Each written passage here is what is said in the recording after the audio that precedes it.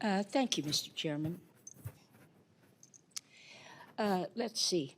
What concrete and verifiable actions has the government of Sudan taken to fulfill its obligations under the Chemical Weapons Convention, and how is the department assessing the government of Sudan's compliance following credible reports of chemical weapon use?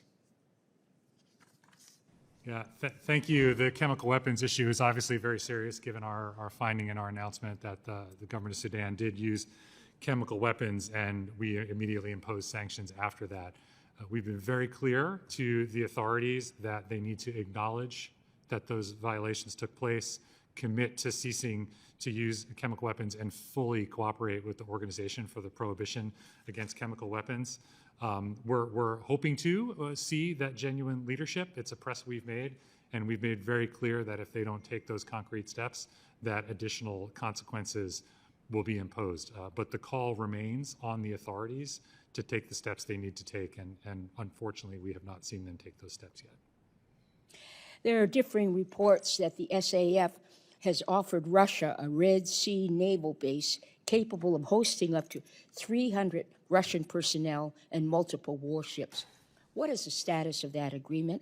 How would a formalized Russian military presence at Port Sudan alter the U.S. position in East Africa? And what are the potential implications for countries in the region if this base becomes a reality?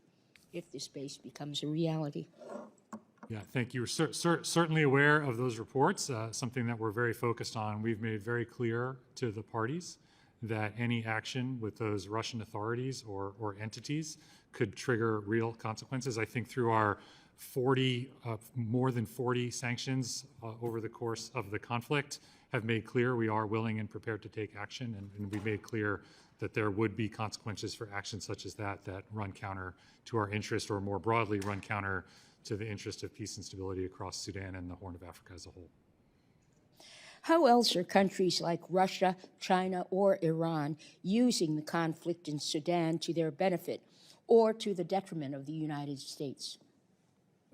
From our perspective, Congresswoman, our focus is on pressing the parties to accept this truce and to agree on a path forward.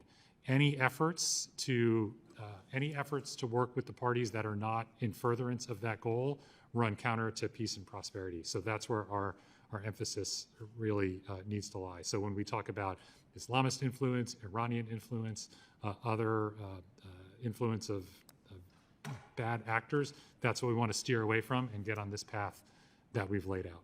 That's the path that's in front of us, and that's what we're pressing on with all of our tools, especially at the diplomatic level.